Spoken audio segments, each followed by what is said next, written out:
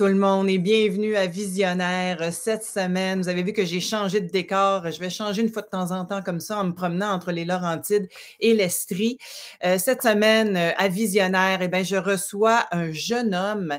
Il a 36 ans et il est déjà un visionnaire parce qu'il est en train de créer pour la première fois au Québec un sommet de médecine intégrative. Alors, il a à cœur, il s'appelle Pierre-Olivier Pinard, je vous l'amène à l'écran dans quelques secondes, il a à cœur de réunir les gens qui, dans la médecine, ou en tout cas dans les spécialités qui entourent la médecine, chiro, pharmacie et toute la médecine holistique autour, réunir ces gens-là pour aller chercher le meilleur de chacun et il va nous expliquer, on en a parlé un petit peu la semaine dernière, c'est avec justement un de ses amis, Charles Leroux, c'est quoi la médecine intégrative ou la médecine fonctionnelle. Il travaille aussi pour l'Agence spatiale du Canada. Écoutez, il est bien trop jeune pour tout ça, mais en tout cas, je vous le présente et c'est pour ça qu'on en fait un visionnaire. Salut Pierre-Olivier, bienvenue. Bonjour France. Bienvenue à Visionnaire. Écoute, 36 ans, tu as un parcours de quelqu'un qui en aurait 60 en principe. Est-ce que tu as pris les bouchées doubles? Tu as quand même une famille, tu as des enfants. Ouais. Comment tu as fait ça? Oui, j'ai réussi à dormir la nuit. C'est quand même important aussi. Comment j'ai fait ça? J'ai fait mes enfants tard. J'ai mon plus jeune de 4 mois. Donc, j'ai eu une vie dans la vingtaine, disons. J'ai eu une vingtaine plutôt chargée en voyage et en apprentissage et en études et en toutes sortes de choses. Donc, j'ai peut-être fait les choses à l'envers. Au lieu de faire des enfants jeunes puis de progresser après ça plus tard en carrière, j'ai tout de suite foncé, mordu à pleines dents ou foncé tête première là-dedans. Puis là, la trentaine s'est installée puis les enfants sont là, mais la carrière, elle continue. Donc, ouais, ça va bien. Alors, on va faire ton pedigree parce que tu as fait la même chose que moi. Moi aussi, j'ai eu une carrière avant d'avoir mes enfants. Tu es kinésiologue. Tu vas nous expliquer c'est quoi la kinésiologie parce que c'est pas la kinéthérapie, c'est pas c'est pas non plus la kiné appliquée, mais tu es kinésiologue, tu travailles et tu es conseiller spécial pour l'Agence spatiale. Donc, pour l'entraînement, tu as une maîtrise en nutrition. Alors, tout ce parcours-là, c'était quoi ton but? Là? Qu'est-ce que tu voulais faire avec tout ça? C'est une bonne question. En fait, je pense que je me suis cherché longtemps aussi à travers ces études-là. La kinésiologie, pour répondre à la question, effectivement, c'est un baccalauréat. La kinésiologie au Québec, parce que déjà, on a des gens du vieux continent qui nous écoutent, par exemple, la kinésiologie en Europe, c'est différent de la kinésiologie ici. Et comme tu le disais, la kinésiologie ici, c'est pas comme la kinésithérapie, c'est pas comme la kinésiologie appliquée. Bon. Donc là, on veut pas nécessairement prendre une demi-heure pour parler de ça, mais la kinésiologie au Québec, c'est un baccalauréat universitaire qui s'intéresse à la science du mouvement, plus axé au niveau de l'activité physique, mais qui englobe les saines habitudes de vie. Il n'y a pas dans ce bac-là, il n'y a pas de thérapie manuelle. On n'est pas en train de traiter quelqu'un. On est vraiment dans une intervention, conseil, service, où est-ce qu'on on va orienter les gens sur l'activité physique, les saines habitudes de vie. Et après ça, dans le fond, j'ai fait une formation de médecine fonctionnelle. C'est une université de Caroline du Nord, en Caroline du Nord, qui est la Functional Medicine University, donc l'université de la médecine fonctionnelle, qui est une formation qui permet de s'intéresser justement à les causes, en fait, des problèmes de santé. Donc, la cause d'une maladie, c'est quoi la genèse, c'est quoi la physiopathologie ou la psychopathologie d'une problématique pour essayer de voir comment est-ce qu'on peut améliorer la condition de quelqu'un avec, souvent, encore une fois, les saines habitudes de vie. Donc, je ne suis pas médecin. Un médecin parce qu'il y en a plusieurs maintenant au Québec, mais des médecins qui font des cours, des formations en médecine fonctionnelle vont pouvoir intervenir de manière plus élaborée, plus complète que moi je vais le faire. Moi, je vais le faire via principalement les saines habitudes de vie, disons plus largement. Okay. Alors là, je vais juste arrêter tout de suite parce que la médecine fonctionnelle, dans le fond, si on veut résumer ça, c'est vraiment la médecine qui s'intéresse à la cause et non à simplement un diagnostic et un traitement approprié au diagnostic. On veut savoir en amont qu'est-ce qui a causé la maladie. Et déjà là, c'est révolutionnaire puisque on a besoin de comprendre les habitudes de la personne, tout ce qui se passe aussi au niveau de sa psyché, au niveau psychologique, au niveau mental. C'est vraiment beaucoup plus large que d'arriver et faire un diagnostic sur un organe ou sur une condition X. Exact, oui, c'est ça. Donc, si on prend l'exemple facile, disons, du diabète de type 2, où est-ce qu'on a quelqu'un qui, à chaque année, sa glycémie ou son hémoglobine glyquée commence à s'entacher, le médecin commence à parler de prédiabète ou de faire attention, puis éventuellement, la personne, bon, elle dépasse la limite, la ligne qui a été déterminée, qui est une ligne théorique, un chiffre, elle devient diabétique de type 2. Ben, si on attrape cette personne-là à temps, qu'on change ses habitudes de vie, bien, on a de très bonnes chances, c'est pas une garantie évidemment, mais on a de très bonnes chances de pouvoir renverser son diabète parce qu'on va traiter la cause du diabète qui, en général, va être une cause justement liée aux habitudes de vie, à l'inactivité physique, à la consommation de sucres raffinés, de produits transformés et compagnie. Donc, ou mauvais sommeil, le stress, bon, la liste est longue, mais donc, toutes ces choses-là l'ont amené à développer cette problématique-là. Si on renverse les comportements, en général, on peut renverser aussi la problématique. Il y a des centres qui se spécialisent même là-dedans. Là, je pense à la clinique Reversa, par exemple, à Montréal, Québec, qui se spécialise en renversement de diabète de type 2. Donc, ça, c'est effectivement quelque chose de très novateur, de très visionnaire, pour reprendre la thématique de ton émission. Mais dans mon livre à moi, ça devrait être juste le gros Normal. concept. Ça devrait être ça, en fait, la base. Ça devrait être ça, la normalité. Et après ça, la médecine traditionnelle devrait amener le wow. Quand on ne réussit pas, par exemple, avec le diabétique de type 2, on ne réussit pas à gérer la condition, il fait attention, il bouge, on a amélioré des choses, mais ce n'est pas encore ça, ce n'est pas encore parfait.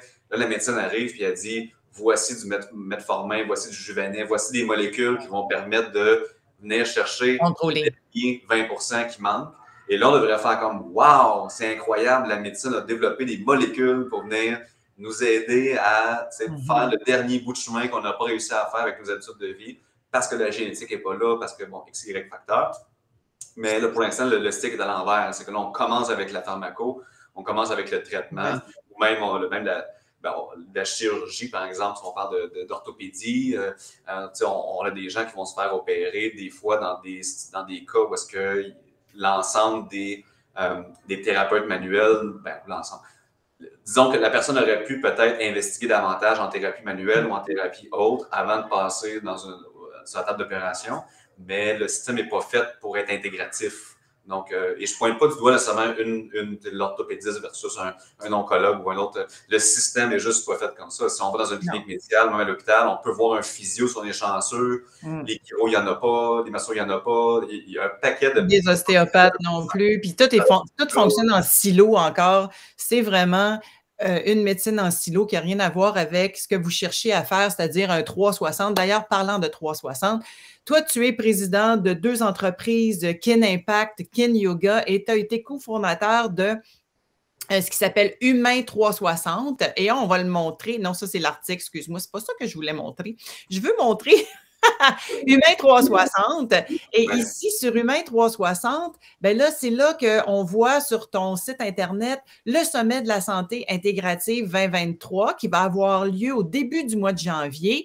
Et là, on voit un petit bout d'entrevue avec le docteur Junot de l'Institut de cardiologie de Montréal. Et j'écoutais ça, puis écoute, quelque part, c'est triste, mais en même temps, c'est réjouissant de l'entendre dire à quel point la médecine ne peut plus rien faire aujourd'hui pour quelqu'un qui n'a pas eu des bonnes saines activités, des bonnes habitudes de vie en amont, parce que la technologie ne peut rien faire quand on a développé, par exemple, des maladies chroniques. Et ça, ben, c'est super important à comprendre. Tu sais, moi, je dis, on n'est plus à l'air d'aller voir notre médecin et de dire « Guéris-moi de mon cancer du poumon, puis je vais aller fumer une cigarette en attendant. » là. On est dans une reprise de pouvoir. Alors, explique-moi un peu la pensée du docteur Junot, puis toi, comment est-ce que tu peux justement amener ça à plus grand? Oui, ben c'est un bon point, effectivement, dans la petite entrevue que j'ai faite avec le docteur Junot, que de dire qu'on est au point où la technologie avance rapidement, on a des avancées incroyables. On peut, par exemple, subir un accident de voiture, avoir multiples traumas, multiples fractures, et une semaine plus tard, être dans un lit d'hôpital, mais être réparé. On a des tiges de métal, de titane dans le corps, on a été opérés, tout a été stabilisé, nos pertes sanguines ont été compensées. Donc, la médecine d'urgence est bien faite. Je suis encore en vie, je suis dans un lit d'hôpital, je vais faire de la rééducation, puis éventuellement, je vais pouvoir recommencer ma vie.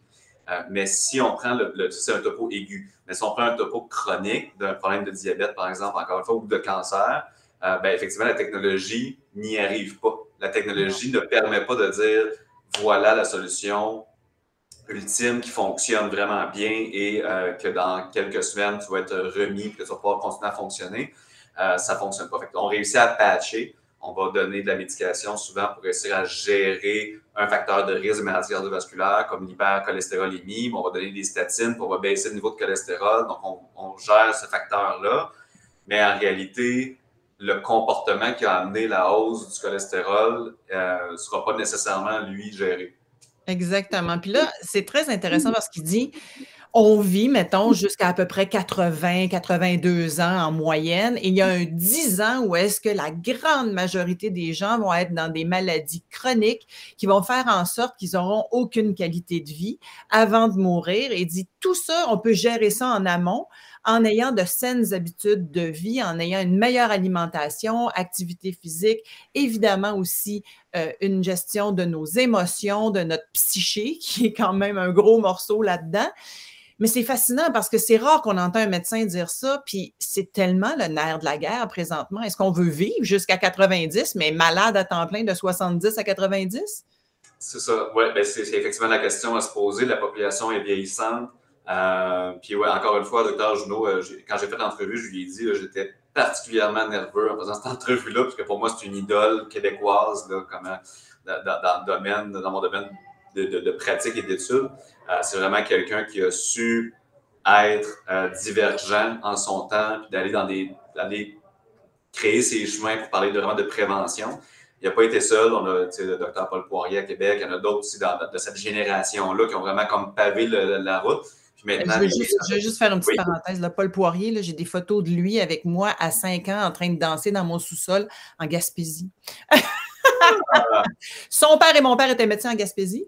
Alors, petit Paul Poirier, comme moi je l'appelle, on était allés à l'école ensemble en plus. Très drôle que tu parles de lui. Il ne serait pas longtemps que je dis, j'ai des photos de toi quand on avait 5 ans. Il est sur Humain 360 aussi. C'est un de nos collaborateurs sur Humain 360, mais ouais, c'est quand même c'est pas tout le monde qui peut dire ça. Pas tout le monde qui peut dire ça. Pas tout le monde qui peut l'appeler petit Paul Poirier à part moi. Fait que ça, c'est des gens qui ont pavé le chemin. Après ça, maintenant, il faut entretenir ça. Et ouais, je parle de sens de ta question, là, en fait, par rapport à. Ben, le fait qu'on peut tellement agir en amont et que là, on ne le fait pas, c'est qu'on est encore dans une culture de guéris-moi, docteur. Oui, effectivement. Puis on se rend compte que non, c'est les habitudes de vie qui le font. Puis le point est bon de dire que je pense que personne n'a envie de vieillir malade. En fait, vivre longtemps, ça sonne intéressant, ça sonne le fun, mais vivre longtemps et malade, vivre longtemps et handicapé. Je reprends toujours l'exemple du diabète, mais le diabète, c'est la première cause de cécité au Canada, c'est la première cause d'amputation au Canada. C'est vraiment des problèmes que les gens ne pensent pas, les gens ne font pas le lien nécessairement. Ah, il est diabétique, il faut qu'il prenne une médication, il faut qu'il se pique pour pour s'injecter de l'insuline. Oui, mais non, c'est pas juste ça. C'est aussi, éventuellement, il ne marche plus parce qu'il manque un pied. Éventuellement, il est aveugle. Donc, c'est un autre standard. Là, être aveugle depuis qu'on a l'âge de 5 ans, c'est fonctionner aveugle. Tomber aveugle à 78 ou 82, c'est une autre chose qu'on leur demande. Oui, moi, je peux te donner l'exemple de ma mère qui a vécu avec ça dans sa fin de vie. C'était pas le fun du tout. Elle avait des gros problèmes de circulation. Ses jambes n'étaient plus fonctionnelles, des plaies qui coulaient sans arrêt, donc des soins à temps plein. Je faisais toujours des blagues. Ma mère apprenait ses pilules de diabète en mangeant des O-Henry. Alors, c'était une autre façon de voir la vie. Je pense qu'aujourd'hui, on ne peut plus penser comme ça. C'est tellement important, l'alimentation, puis toi, tu as une maîtrise là-dedans en nutrition, et ça fait partie du chemin pour avoir une meilleure qualité de vie, là. Oui, puis c'est des décisions. Effectivement, j'ai fait mon diplôme d'études supérieures spécialisé en nutrition pour justement aller creuser puis aller voir aussi ce qui se fait dans les départements de nutrition, là, indépendamment de ce que j'avais déjà appris dans d'autres formations. Puis je pense que ça revient au concept de décision éclairée. Et ça s'applique dans plein de sphères.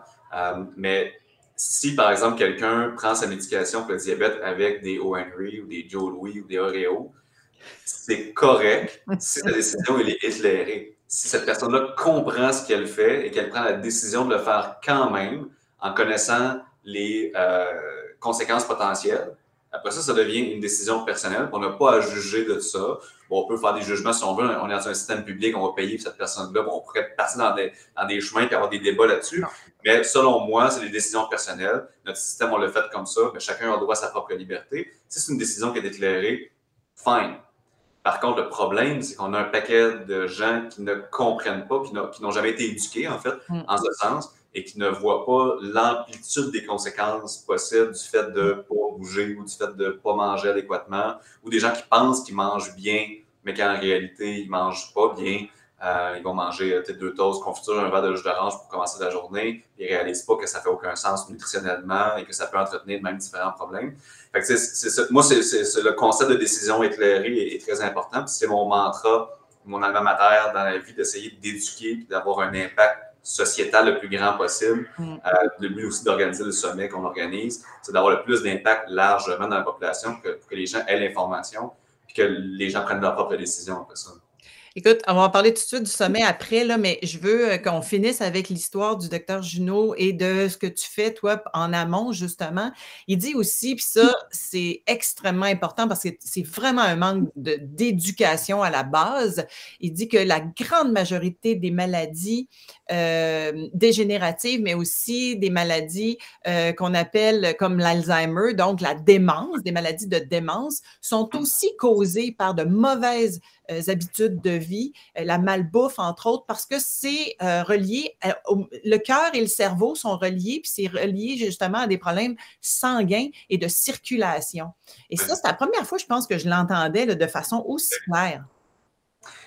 Oui, ben effectivement, c'est un point, ça c'est quand même de la relative nouvelle science, la science en développement en fait, mais en même temps, c'est pas si fou comme hypothèse de recherche que de se dire qu'un problème de circulation, comme l'athérosclérose ou un ischémie ou peu importe, un problème circulatoire puisse affecter aussi le cerveau, considérant que bon, le cerveau, évidemment, va être irrigué au niveau sanguin, mais non seulement il est irrigué, mais il est irrigué avec des vaisseaux sanguins qui sont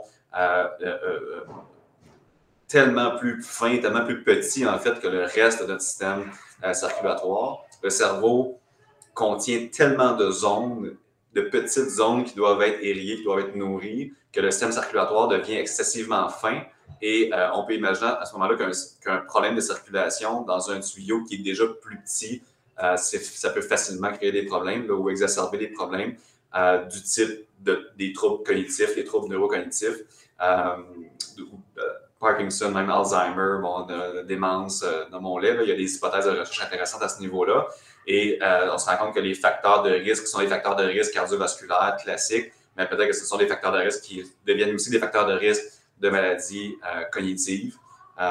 Puis on les gère. Moi, ici, dans le centre d'où je vous parle, dans mon centre d'entraînement de Magog, on a des groupes qui viennent de TNC, de troubles neurocognitifs, qui viennent bouger parce qu'on veut justement, entre autres, activer la circulation sanguine au niveau cognitif. Puis on voit déjà des résultats intéressants chez ce genre de clientèle-là. Donc, il faut qu'on les encadre, il faut qu'on les fasse bouger, il faut qu'on éduque aussi au niveau des saines habitudes de vie. Parce que quand le trouble est là, il y a moyen de probablement le stabiliser, peut-être pas le renverser complètement, mais parfois l'améliorer minimalement, sinon le stabiliser, le ralentir. Et ultimement, l'idéal, c'est tout simplement de prévenir, là, donc d'adopter les saines habitudes en amont puis de ne pas se rendre là. Alors, on va parler tout de suite de ton sommet de la santé intégrative en 2023 au Spiceman. Parle-nous de ça. Qui est là? Là, vous avez décidé d'ouvrir quelques places pour le grand public intéressé à diffuser cette information-là. Je t'écoute. Ouais, le sommet de la santé intégrative, ça, c'est vraiment hot. C'est l'événement de l'année, de ce qui s'en vient les 22, 23, 24, 25 janvier prochains. J'ai eu la chance d'aller manger avec la propriétaire du Spiceman hier, Jocelyna, effectivement. Puis on va créer un des plus gros, sinon le plus gros événement au Spiceman pour l'année qui s'en vient. On veut avoir un bon 60, peut-être plus même de participants, ce qui est gros pour le Spiceman. Et l'objectif, en gros, dans le fond, c'est de rassembler des professionnels de la santé de tous les horizons. Le but étant d'avoir des chercheurs. Par exemple, dans la case commentaire, on a Éric Simard. Ben oui. Un commentaire. Éric Simard qui va être là. Alors, Éric Simard, qui est un docteur en biologie, si je comprends bien, et qui, lui, parle, entre autres, de vieillissement sain. Oui, exactement. Il va venir nous parler de jeûne au sommet de la santé intégrative. Donc, on va avoir Éric, on va avoir Jean-Yves Dionne, on va avoir Anne-Isabelle Dionne, qui est médecin, même si on n'a pas de lien de parenté les deux. Gaétan Brouillard. Pardon? Gaétan Brouillard, mon ami. Docteur Gaétan Brouillard. On a Dino Alikas, qui est naturopathe, président de l'association de l'ANAC, l'Association des naturopathes agréés du Québec. Pardon. On a moi-même qui va faire une conférence aussi, Catherine Bouchard, qui est médecin dans la région de Québec, qui va venir parler aussi. On a Charles Leroux qui était présent avec toi, France, la semaine dernière, oui. qui va nous présenter aussi. Donc, on est allé chercher des élites penseurs dans chacune des sphères, ou en tout cas dans plusieurs. Donc, on ne peut pas aller partout, mais dans plusieurs des sphères. Et le but, c'est de prendre des professionnels de la santé, de les rassembler. On a dans les gens qui vont être présents, en plus de ceux que j'ai nommés, il y a donc nutritionnistes, psychologues, acupuncteurs, des thérapeutes manuels, autant que des gens qui travaillent plus dans le biochimique, plus dans le psychologique. Donc, on a vraiment des gens de tous les horizons, infirmiers, infirmières, qui veulent se rassembler pour parler de santé intégrative, pour parler de quelles sont les causes des problèmes de santé, c'est quoi les habitudes de vie qu'on peut adopter qui ont des impacts probants sur les conditions médicales ou sur la santé, en fait, à l'inverse. Et on veut faire tout ça dans un cadre qui est le plus beau cadre au Canada, c'est le Spaceman, c'est le plus bel endroit au Canada où organiser des retraites santé. Avec une des meilleures tables aussi au monde. Je confirme, parce que j'enseigne là. Tu dis que c'est le plus gros événement, mais il y a aussi la retraite de France Gauthier au mois de mai. Là, mais en tout cas, je vais me mettre en dessous. Je vais me mettre direct en dessous de vous autres. OK, bon, on ne s'assinera pas là-dessus. Là, c'est correct. On sera les deux gros événements. Mais oui, donc le cadre est enchanteur. On veut, au-delà de faire un congrès classique dans un hôtel avec des conférences, puis des muffins, puis des biscuits dans les pauses avec du café, ben, on veut faire un événement parce que les gens vont vivre une expérience de santé intégrative. En plus d'apprendre des choses de santé intégrative, exactement. Donc, on va bien manger, on va réseauter, on va faire des activités de marche en nature, des activités de thermothérapie avec les installations de spa qu'il y a là-bas. Fait que le but, c'est vraiment de réunir les forces, comme le commente Éric dans les commentaires. Donc, on veut réunir les forces de chacun. Et le sommet va se terminer le 25 janvier avec un matin qui est dédié à démontrer ou mettre en évidence les initiatives intéressantes, probantes, qui ont un potentiel intéressant au Québec. Par exemple, je parlais des gens qu'on reçoit pour les TNC. On reçoit des gens qui ont on forme des groupes de gens qui ont du diabète, des douleurs chroniques, des troubles de santé mentale qu'on va entraîner ici dans mon centre d'entraînement de Magog. Bien, ça, c'est payé par la Carte Soleil. C'est vraiment un partenariat avec une clinique, avec un GMF. C'est quoi un GMF? Pardon? C'est quoi un GMF? Le GMF, le groupe de médecine familiale. D'accord, merci de nous inclure dans le jargon. Oui, désolé, ça sort tout seul des fois. J'essaie de faire attention à ça. Donc, la clinique médicale du Lac, pour la nommer, c'est le plus gros GMF ici de la région. Et on a réussi à faire un partenariat parce qu'on est capable d'entraîner les gens et que ce soit gratuit pour les gens. Donc, ça, c'est une initiative. C'est une petite initiative, mais qui fonctionne bien. Donc, le 25 au matin, on va la démontrer avec toutes les autres pour montrer qu'est-ce qui existe et qu'on puisse allumer des lumières, sonner des cloches chez certaines personnes qui pourraient dire « Hey, moi, je pourrais faire ça dans ma région, je pourrais faire ça dans ma clinique. » On va aussi essayer d'avoir, on est en discussion avec le ministre Duclos, ministre de la Santé au fédéral, pour avoir un représentant du gouvernement fédéral sur place. On a aussi une discussion avec le département, le bureau de l'innovation, en fait, du M3S, du ministère de la Santé et des Services sociaux, pour avoir quelqu'un aussi sur place le 25. Wow. On est vraiment là pour brasser la cage. On est là parce qu'on est des visionnaires, parce qu'on a un désir de faire avancer la santé intégrative, d'éduquer, de montrer aux gens qui ont du pouvoir. La pandémie a été un bon exemple d'un moment où est-ce qu'on se rend compte que tout peut devenir fragile et que prendre soin de sa santé Ouais. C'est la seule chose sur laquelle on a vraiment un pouvoir. Et commencer en amont parce qu'effectivement, entre autres au niveau des virus et des nouveaux virus et des nouvelles bactéries, on a un pouvoir, si on est en bonne santé, d'avoir un système immunitaire qui peut nous supporter aussi. Et ça a été le grand oublié, le système immunitaire de cette pandémie-là. Mais là, on peut en parler parce qu'on a une distance. Oui, exact, exact. Puis ne me pars pas sur ce sujet-là. Non, je ne te parle pas là-dessus. Dans tous les cas, effectivement, juste de vouloir, juste d'éduquer les gens sur le fait qu'effectivement, leur système immunitaire, c'est quelque chose qui leur appartient et duquel ils doivent prendre soin.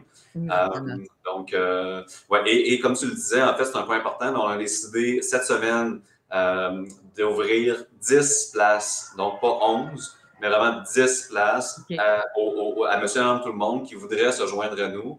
De la manière qu'on va fonctionner, ce sera pas, les gens ne peuvent pas appeler directement là, pour réserver. Je vais laisser mon courriel, on mettra dans les commentaires, en tout cas, je te laisserai le courriel auquel les gens peuvent me contacter. Parfait, je vais le mettre direct au-dessus de la vidéo. Parfait. De toute façon, c'est le info@humain360.com, donc info-humain360.com. Les gens vont pouvoir m'écrire un courriel pour me dire bonjour, voici mon nom, voici pourquoi je serais intéressé de me présenter au sommet. Et on va sélectionner 10 personnes parmi les courriels qu'on aura reçus, qui sont des passionnés de santé qui veulent en apprendre plus. Et comme tu le disais, qui peuvent éventuellement devenir aussi des porte-étendards dans leur entourage, même s'ils ne sont pas des professionnels. C'est des gens qui peuvent parler puis éduquer un peu autour d'eux pour montrer qu'on a du pouvoir sur notre santé. Ah, c'est fantastique. Écoute, Pierre-Olivier, c'est tellement un bel événement. On va en reparler au mois de janvier en temps et lieu. Là, je veux montrer parce que c'est cute aussi.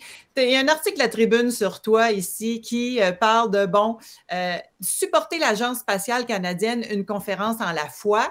Et tu as eu un téléphone assez inusité, là, si je reviens à l'article en haut. Tu as eu un téléphone assez inusité récemment pour participer et aider l'Agence spatiale justement à avoir des meilleures habitudes. Raconte-moi ça.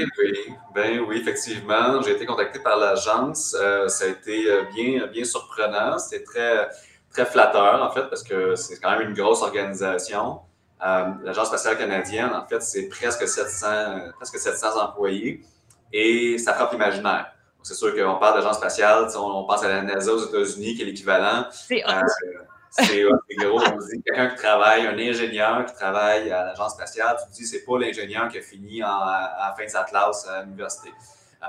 Donc, c'est des gens qui sont brillants, c'est des gens qui sont curieux intellectuellement, qui sont vifs. La présidente de l'agence est elle-même une très belle personne qui prend soin de sa santé, qui est physiquement active, qui a visiblement des saines habitudes, donc qui rayonne bien dans son équipe. Et effectivement, c'est ça. J'ai été invité à faire des conférences sur l'optimisation des performances physiques et mentales via la première conférence. En fait, les premières conférences que j'ai faites, c'était via les piliers de la santé. Là, j'ai fait les 4. Avec le temps que j'avais, on a parlé un petit peu de nutrition, d'activité physique, de gestion de stress et de gestion du sommeil. Et je retourne, là, je fais 2 autres conférences, en fait, en février prochain. Il y a peut-être un autre projet en l'air qui est à confirmer, qui n'est pas rien de... qui est à confirmer, donc. Mais c'est ça, c'est une belle clientèle, c'est des beaux groupes à qui parler parce que c'est des gens qui ont des questions réfléchies, qui ont envie d'en savoir plus. Et à l'envers, c'est des gens qui vont me challenger aussi un peu plus que si je fais une conférence juste ouverte au public en général. Ça me pousse à devoir vraiment avoir des données probantes, à vouloir amener la science, mettre de la science de l'avant quand on parle d'un sujet. Fait que c'est vraiment, là, ouais, ça a été une belle... en fait, c'est un beau partenariat là, qui se bâtit actuellement. Donc, extraordinaire. Alors, en terminant, là, je veux rappeler que tu es le président de Kin Impact. C'est à Magog, c'est un centre d'entraînement, mais c'est beaucoup plus que ça. On pourrait dire un centre de santé intégrative. Hein? On peut dire ça. Oui, on peut dire ça. Puis je veux juste donner quelques commentaires avant qu'on termine. Alors, Marie-Mé ici qui dit, moi, j'ai arrêté les glucides. Ça a tellement aidé à me sentir mieux. Fini les boissons gazeuses. Ça coûte pas plus cher de bien manger que de mal manger. Et je le confirme. Moi, je dis tout le temps à la blague, je couche chez Avril. Alors, je fais mon marché chez Avril ou en tout cas n'importe quel magasin d'aliments naturels et bio. Et puisque je mange plus de viande ou puis que je mange plus de poisson puis que en fait je suis végétarienne, ça coûte pas plus cher évidemment et on est beaucoup plus en santé. Oui, effectivement. Ben oui, c'est ça, c'est un bel exemple, mais tout à fait. Puis quand quand on arrête d'acheter aussi des calories vides, comme les boissons gazeuses ou comme les autres trucs du genre, ben, c'est des calories vides, donc c'est de dépenser pour du vide. Là. On dépense pour quelque chose à se mettre dans la bouche, mais ça ne nous nourrit pas. Donc, au final, d'arrêter de les acheter puis de continuer à acheter des aliments plus sains, au final, il y a moyen de très bien manger et que ce ne soit pas une question de budget, même en temps d'inflation. Manger frais, manger bio. Déjà qu'on sait en plus que la nourriture d'aujourd'hui n'a plus du tout les mêmes nutriments qu'il y a 100 ans parce que les sols se sont appauvris. C'est encore plus important de manger frais, manger bio, cuisiner, pas manger d'alimentation transformée. Écoute, on va finir avec une blague de ton ami qui va être au sommet de la santé intégrative. Est-ce vrai que trop de passion, ça fait tomber les cheveux? Alors, Éric Simard, il va être probablement un des prochains invités à Visionnaire. Je pense qu'on va rire. Oui, puis Éric est très peu passionné, hein, parce qu'on le voit sa chevelure. Là, il est très peu passionné, il a plein de cheveux. Salut, Éric. On va revirer ça. Écoute, merci infiniment. Merci pour ta passion.